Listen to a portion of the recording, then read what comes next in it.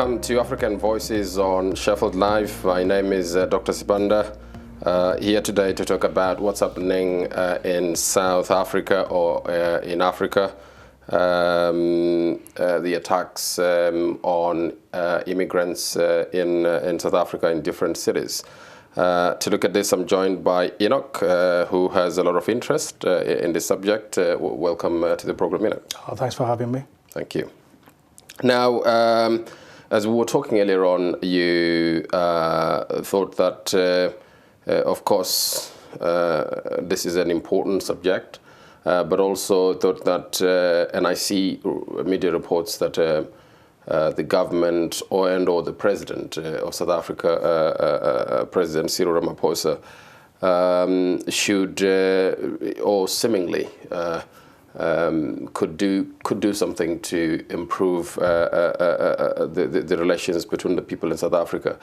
Let's get into this, but before you get into that, let's just perhaps explain what you think is the problem here.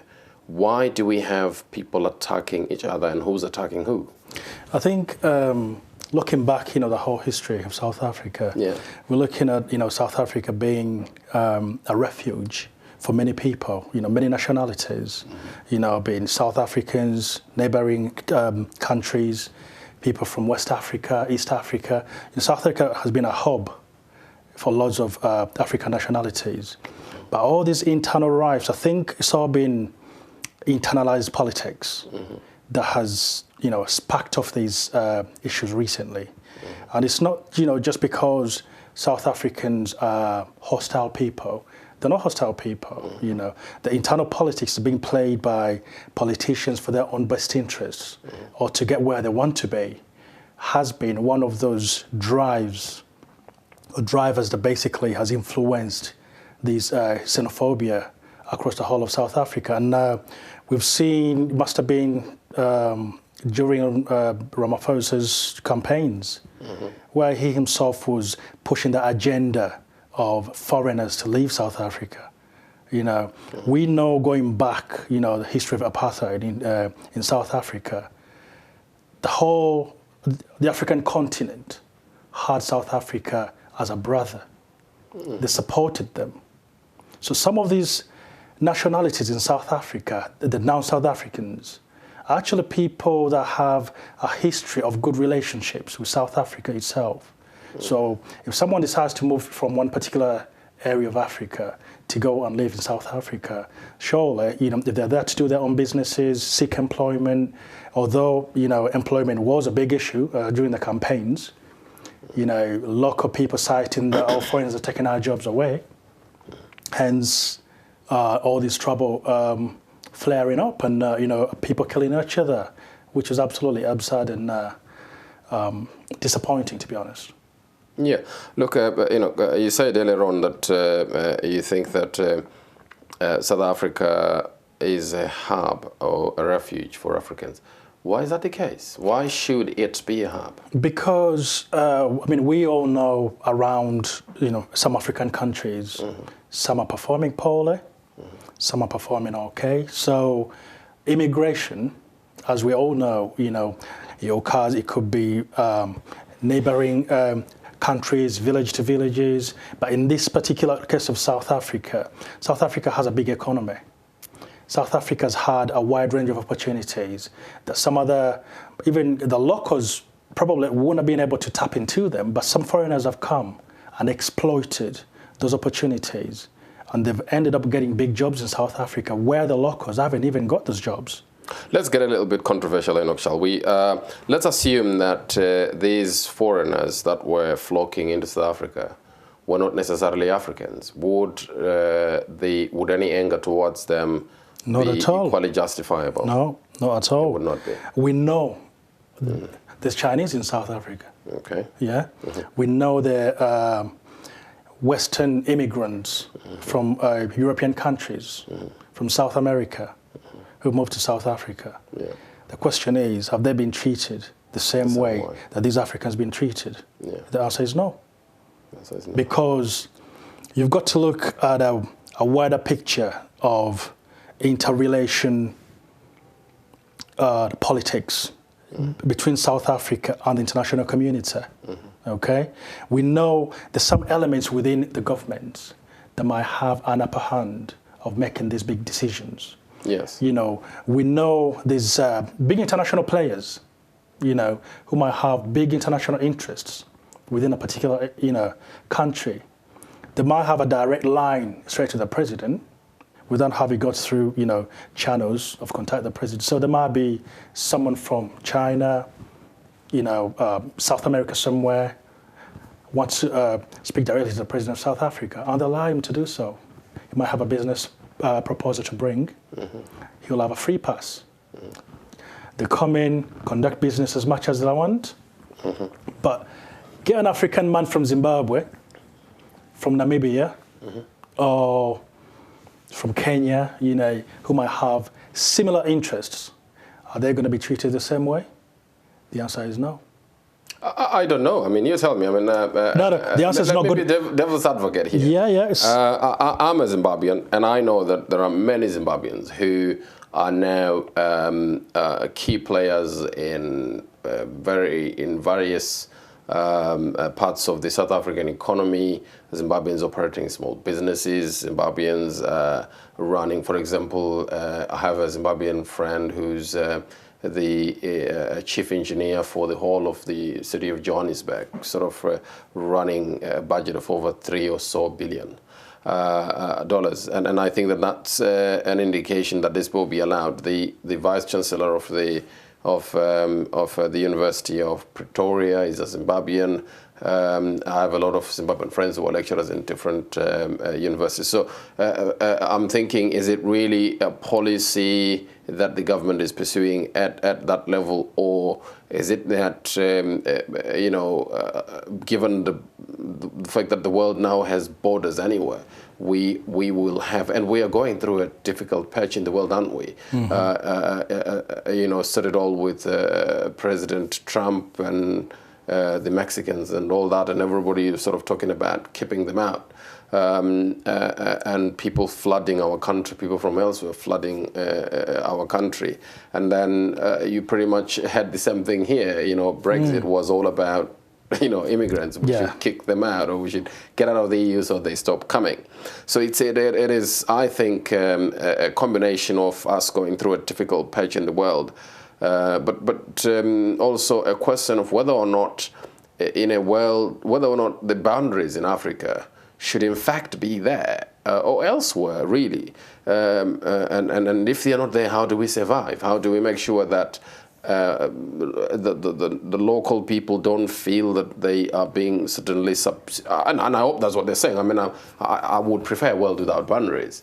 But here we are, we have boundaries. Are they giving us problems? Is this a problem that we couldn't avoid anywhere, no matter who was president?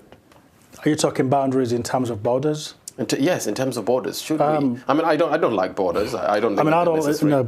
No one would like borders. Obviously, we know, you know, the whole big thing going on around Brexit at the moment, and we understand exactly how things might be panning out. You know, come 31st of October, are the borders going to be open in Europe or not? But coming back to the African context, you know, that is something different. We know when borders came in place. You know, the Berlin Conference. Yeah. Okay. These patches, borderless countries united Africans. Yeah. When these borders were put in place, that's where divisions started. Okay? You'd find people in South Africa and people in Zimbabwe who share the same traditions, same cultures. Yeah. Okay? Should those people be divided up just by the borders? No. You know, there should be people that are like brothers and sisters. However, these borders now is gone up. Obviously, I might basically talk about colonialism, you know, the influences of the colonialism around these African countries. But the same element now that some of the leaderships are climbing on at the moment is the same trajectories that the colonialism left behind Africa. You know, the colonialism on the side, coming back to that issue in South Africa, what you mentioned about people holding big positions in South Africa. Yeah. I mean, I wouldn't even want to delve into statistics. But what I would love to know is the average person, right, who moved away from a village somewhere in Africa, who heard someone was performing well in South Africa, they went down to look for a life, okay? These people who are holding these big positions, you know, big CEOs, lecturers, professors, and also, these people have influence in any society where they go. They'll have influence in any particular setting, especially in the African context. But when we're talking at the majority of people who've been harassed and killed and assaulted by the locals, you know, those are the unheard voices. Loads and loads, hundreds of them, you know. But, you know, look at the other side. These people that are doing this are probably making the argument that they too are unheard in their own country, and they're unheard because their positions have been taken by foreigners. I mean, although I disagree with that, I'm trying to look at us having a conversation about how we bring this to an end without necessarily taking one side or the other. I think that it would be important for us to dissect this subject by looking at both sides. I mean, having said that, let me just say this: why are Africans, you know, comparatively preferring to travel? Is it true, to start with, that they're preferring to immigrate into South Africa than any other country? Why aren't they flooding Zimbabwe, Botswana, Namibia? Why aren't they in Zambia?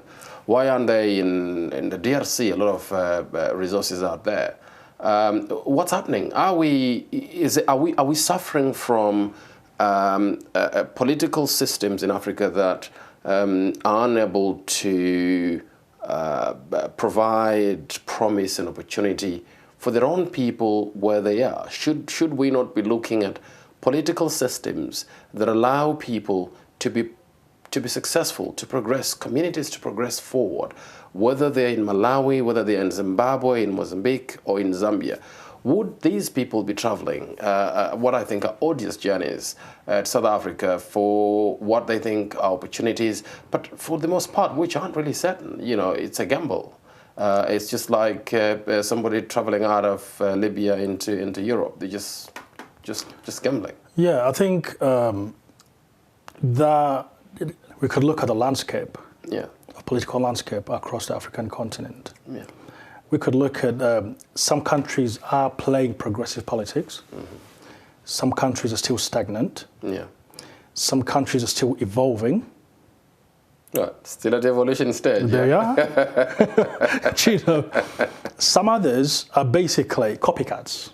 Yeah. So if my neighbor is doing this, I'll do it. I'll try it. You know, some of them are, you know, just kind of like had this notion that one size fits all. And when it comes to politics, it doesn't at all. You play your own game, I play my own game. Okay? Yeah. You have your own way of playing your politics. I have my own way, based on my personal interest, based on the population's interest. But now, coming back to that issue of why do these people have to go, have to leave their countries? I mean, South Africa has a lot of poor people. They are, but don't forget. Towns there. They are, absolutely. I agree with that. But don't forget the development, the economic development, the infrastructure development in South Africa, probably the more partly is really developed more than other African countries around. Okay. Now, if you're talking 25 years ago, Zimbabwe, there could have been other Africans within neighboring countries migrating to Zimbabwe. Of course, yeah. Okay. So it was about the political landscape. It was about the economic opportunities on ground. It wasn't anything to do with, you know, I can't go to Namibia or Botswana because there might not be opportunities there. But if I try South Africa because of a particular landscape, then I'm able to progress and achieve what I want. So some Africans are dreamers. So address this, Enoch. So these Africans are dreamers and they're going into South Africa for opportunities. They think they'll make it. But you have poor Africans in Africa itself. And these poor Africans are, for some reason, one reason or the other, making themselves believe that the reason we're not moving forward is because of these neighbors that have come in and they are sort of now scrambling for the limited resources or scarce resources that we also have here. So who's responsible then? Are we? If you were to put blame, let's try and play that game so that perhaps we can be able to focus our attention or our speaking towards a specific group of people. If it was in Europe, and I know it happens, people are being murdered. We're not talking about people writing angry articles, people giving out hate speech here. We're talking about people being murdered. And there's nothing worse than that. That's a crime against humanity. It is. And if that was happening in Europe, people beginning to be murdered, you will have a commission after commission trying to find out why that is happening and how can we stop the actual murder. We had them in Italy. In Italy, a few Africans being murdered. Yeah, and I can assure you, there were either through the police forces investigations and clear attempts to address some of these issues, that, and you don't have that happening every 3 years. I mean, in South Africa since 2009, 2008, you've had every other 3 years people, foreigners being targeted and murdered. But for the most part, we know that they're being murdered by people who are just as poor as them, and therefore we know that, and I know for a fact that poverty is the mother of war. Poverty is the mother of death in many places. These poor places are still the places with the largest number of people being killed through violence. There are very few people, ignoble numbers of people being killed through violence in the Western world where people are rich. Now, so why? I think we've got to address the question of why poor people in South Africa are attacking poor Africans who are trying to make a living. Who should we blame? Who should address this thing? Well, I mean, again, comes back to leadership. Yeah. Leadership. We know some communities, in Africa. Yeah. Post-independence, the economic structures. Yeah. Or the inequalities within themselves, in such particular countries. In South Africa, there's a huge, massive divide. Actually, you could argue that South Africa is a test case for inequality. The massive divide. You could have someone who strives to have one meal a day, okay? And there's another one out there. Across the road, who's a multi-billionaire, okay? Now, who's going to bridge this gap? Yeah. Okay, is it the leadership? Is it these two speaking to each other? The poor man and the wealthy man? No, that's not going to happen. It's the policies, it's the politics. Okay, so until inequality, the bridge of inequality is kind of like shrunk. But that's not going to happen. Isn't that the discord? I mean, the way you're putting it begins to makes me think, and I start beginning to realize that you're perhaps talking about a much more broader issue here, which is that South Africa has an economy that, from the outside looking in, is doing great. Infrastructure that looks beautiful. But at the same time, that infrastructure and economy is unable to feed its own local population. So it is attractive to other people on the outside. And once you get inside and you sit in there, you realize that there's probably a lot of death at the bottom of the It's a dog-eat-dog situation. If you get there, survival for the fittest. And that's why you find even some of these foreigners that have been attacked in the past, if you look at their business ventures, they're not big multi-million business people. It's people who's got a little small shop in the corner, that's trying to survive. But he's got this business idea, he's taken it to the suburbs, but you ask yourself, why couldn't that same person, the local person, never set up such a business? Someone else from the outside has bought the same business that the local person, could have set up in the first place, for a living. That argument defeats itself. It does, but why isn't this person not setting up that business in their country of origin? That's exactly what I'm coming to. Yeah, okay.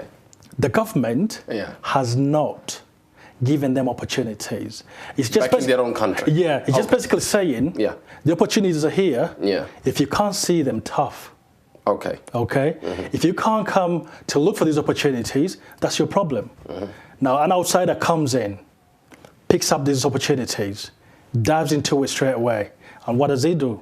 they get money, they start these small businesses. Now, the hatred between the local and the outsider, where does it come? And who fuels this hatred anyway? Top leadership.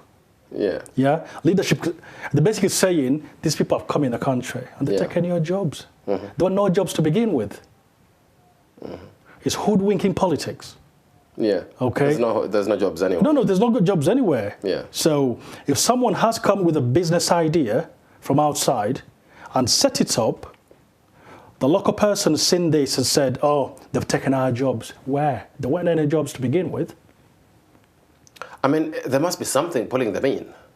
What is that? The outsiders, you mean? Yeah. Yeah, because the infrastructures...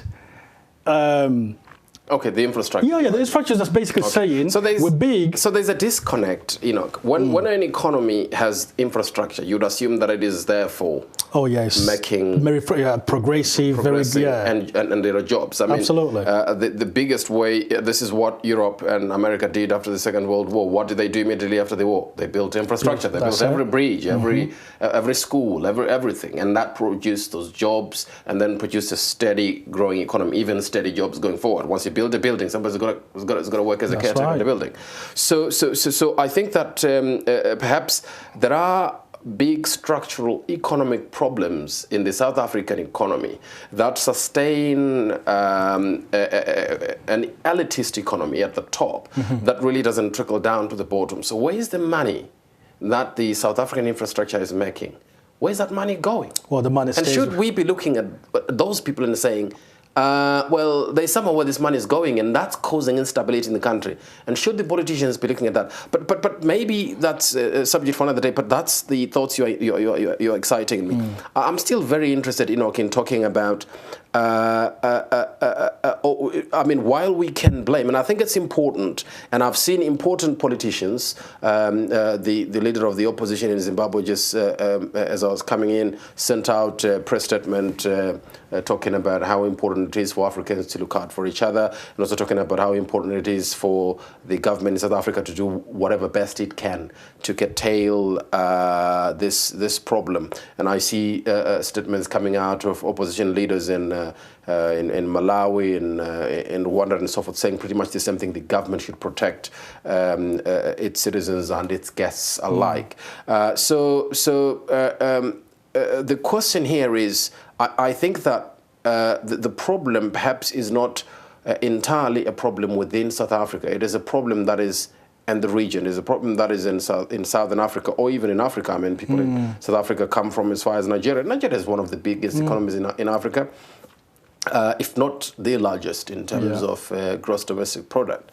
Now, could the solution to the problem in South Africa be a three-tier solution that requires some responsibility from those at the top of the economic structure, but also would require a lot of responsibility from the region, from Africa itself, in terms of addressing some of the economic problems that affect South Africa's neighboring countries and other countries in Africa?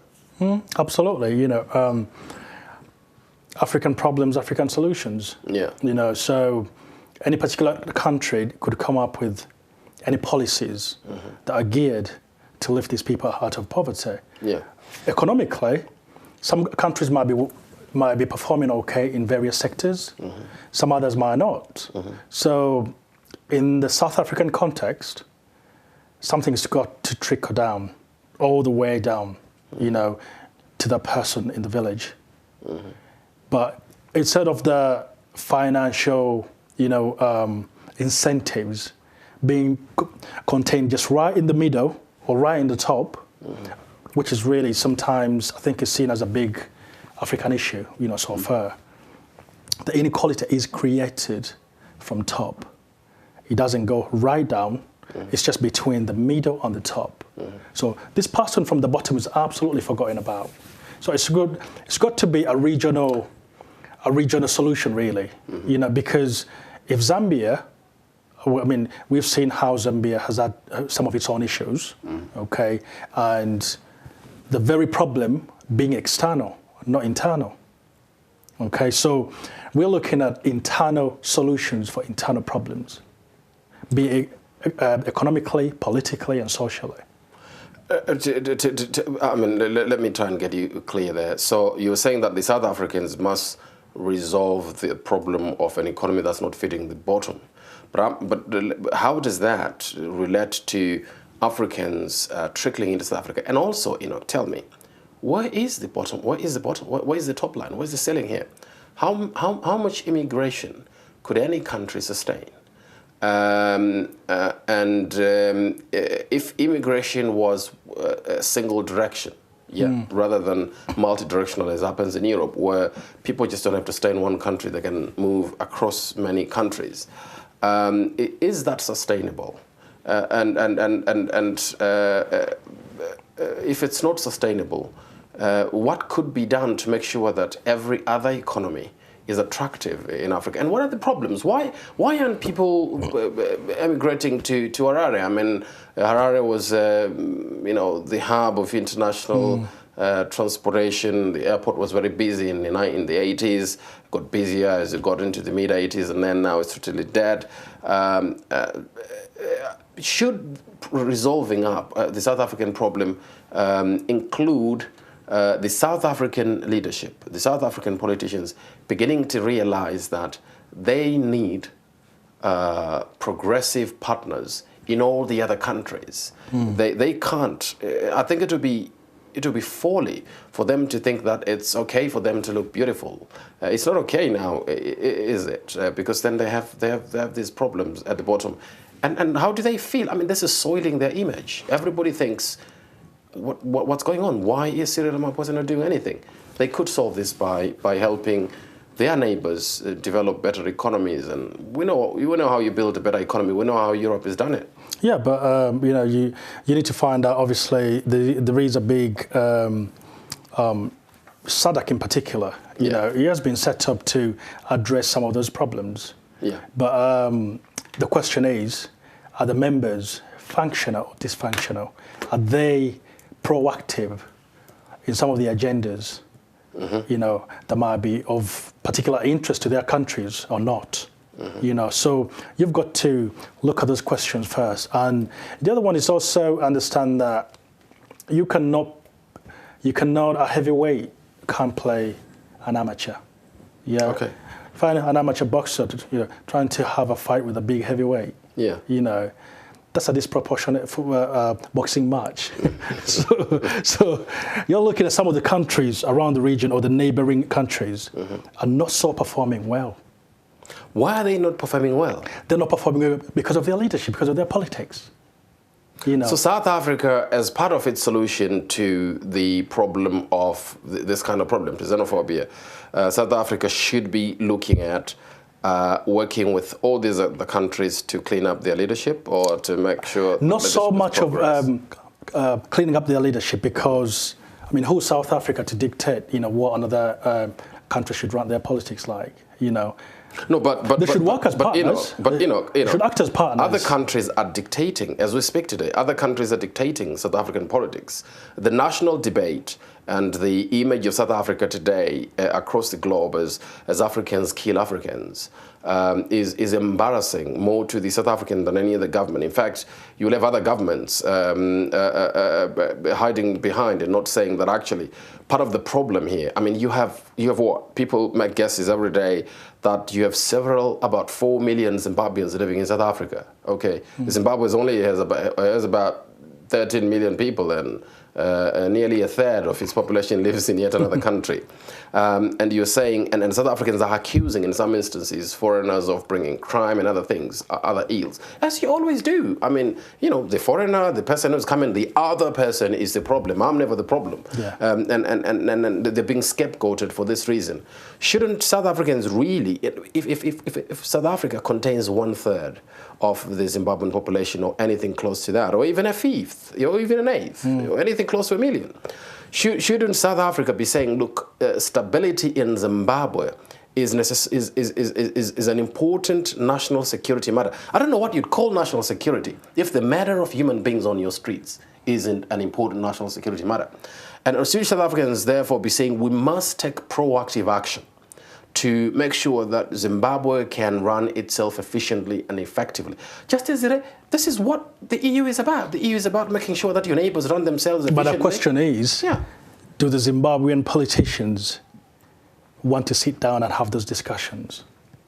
Well, I'm sure. I mean, I know for a fact that there are progressive politicians in any country in Africa, and I've seen many politicians who are that progressive and like to stabilize things and move forward. But of course, you also have one of the biggest problems, I think, with the SADC situation or the South African situation, and why this problem must be put squarely at the doors of the South African leadership, is that the South African political leadership is, and South Africa is a big, an influential country in the region, and they're not doing anything to stabilize politics and progress in the countries. You could look at it in two ways. You could say the South Africans are interested in the impoverishment of its neighbors so that it creates markets for its businesses, for its products and so forth. You could also argue that it's just political impotency, where they don't know that they will have problems if Zimbabwe has problems, they'll have problems if Mozambique has problems, that they must have vested interests in the security of those countries and the stability of those countries. And I think that South Africans, therefore, in my view, and I don't know what you think, in my view, they should be proactive in resolving these other countries and stop the brotherhood that you know, we must be brothers, but we must curtail each other's behavior if we're going to live in the same space. I mean, we've seen the relationship between Zimbabwe and South Africa, you know, if I tap on that one, it's a very, very strong one. Yeah. You know, for years and years, they were basically one person, you know, one brotherhood. Yeah. But obviously, that's disintegrated. It's not the same as it used to be. Now, South Africa, in my opinion, I won't really think South Africa would have an upper hand in any influence at all, in any country's policy around the region. So, talk of Zambia, the economic issues in Zambia, you know, to begin with. South Africa, or SADC as an organization, could have been able to stand up and say, you know what, there's some policies that are not working okay in Zambia. We, as an organization, we can sit down, formulate something that's beneficial for you and for ourselves. Because if South Africa is helping some of these countries, the neighboring countries, they're helping themselves as well. You know, if it comes to business, you know, it works both ways. So politics is a huge, massive dimension. You know, you're not going to tap one thing and leave the other one out. So if you're talking about the economies, that's going to be something else. So the economy might be propped up, you know, discussed, policies implemented, things running okay. But when it comes to security, or the opposition that can't sit down together and formulate something, then that's where big problems are going to come. And South Africa might be like, you know what, sort yourselves out. I've tried my best. Oh, I might be able to deal with this, but you deal with that. So even the countries are responsible. You know, they are responsible for making sure that they bring other partners on the same table to sit down and discuss what's in their best interest. Yeah. Look, that's Enoch there clearly advising other African countries or even South Africa that look, if you're going to sort out some of the problems you have, and if you think immigration is a problem, you better round up your neighbors and make sure that they're running their economies efficiently, that they're running their countries well, so that we can manage both immigration and economic pressures in all the countries, and that those economic pressures are shared between all the countries in the region, but also that we're not going to see an end to blue-on-blue violence, to Africans attacking each other, if our economies continue to go in the wrong direction. Enoch, do you have anything to leave our viewers with? I think Africa is for the Africans. Yeah. Okay, and it's up to them to really step up.